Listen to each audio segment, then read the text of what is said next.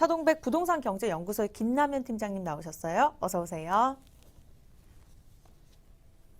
안녕하십니까. 차동백 부동산연구소의 김남현 팀장입니다. 이번 주 한 주 동안 흘러온 뉴스들을 쭉 보니까 공급에 대한 얘기가 굉장히 많이 나오고 있는 것 같습니다. 어떻게 보면 이 수요와 공급이 만나서 형성되는 것이 가격이라는 것인데 지금 서울 아파트 시장을 구성하고 있는 이 수요라고 하는 부분이 사실은 인구수라던가 가구수에 의존하는 경향보다는 어떻게 보면 단기적으로는 돈의 흐름, 그러니까 돈의 논리로서 움직이는 시장이 어느 정도 상당히 좀 장기간 동안 펼쳐지고 있는 것 같은데요. 이 돈이라고 하는 것 중에서도 돈이라고 하는 건 어떻게 보면 자기 자본과 부채로 구성이 되어 있는데 부채 부분으로서 여태까지 아주 긴 상승기가 한 5, 6년 동안 지속이 되어 왔다면 최근에 있는 상승기는 부채를 막았는데도 계속해서 수요가 늘어나고 있다. 이게 저는 어떻게 보이냐면 유동성이라고 불리는 그 마법의 단어, 그 단어가 가지는 심리적인 효과로 보고 있습니다. 어찌 보면 지금 정부에서 공급 대책을 내보내겠다고 하는 건 역시도 실제로는 뭐 그린벨트를 푼다던가 아니면 유유부지를 얼마만큼 언제까지 공급을 하겠다거나 이런 정확한 계획은 아직은 발표되지 않은 상태에서 서울이라는 동네 인근에 굉장히 많은 공급이 아주 저렴하게 늘어날 거야.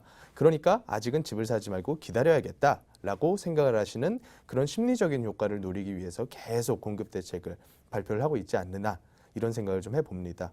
그래서 어찌됐든지 간에 이런 심리적인 여파가 아직도 매수세를 잠재울 정도까지 못 올라가게 되면 다시 한번 약간 떨어진 가격에서 버티다가 또 올라갈 만한 그런 정도의 심리적인 그 배경은 가지고 있다라고 보여져요.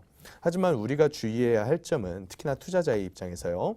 투자자 같은 경우는 매수한 후에 어느 정도 보유 기간 후에 내가 매도해서 얼마만큼의 세금을 내고 빠져나왔을 때 내가 어느 정도 수익을 낼 수 있겠다. 이런 대충의 계획이라도 좀 수립을 한 다음에 들어가야 되는데 지금 발표되고 있는 정부의 대책과 또 세금 늘어나고 있는 이런 모습들을 바라볼 때 우리가 예상했던 것만큼의 수익률을 내기는 아주 힘든 상태다. 또 심지어 자칫하다가 9월이 되고 12월이 되면서 경제적인 충격이 크게 우리나라를 또 한번 덮치게 된다면 내가 빠져나올 수 없겠구나라는 생각까지도 하셔야 될 것 같습니다.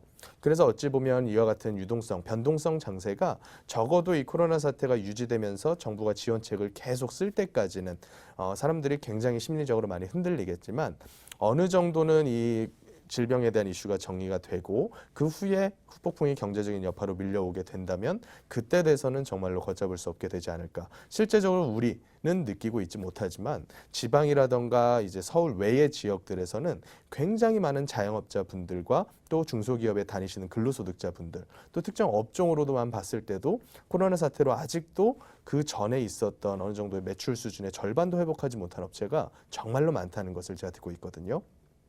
그래서 우리는 항상 좋을 때 안 좋은 것을 걱정을 해야 되는 것이다 라고 저는 생각을 하고 있으니까요.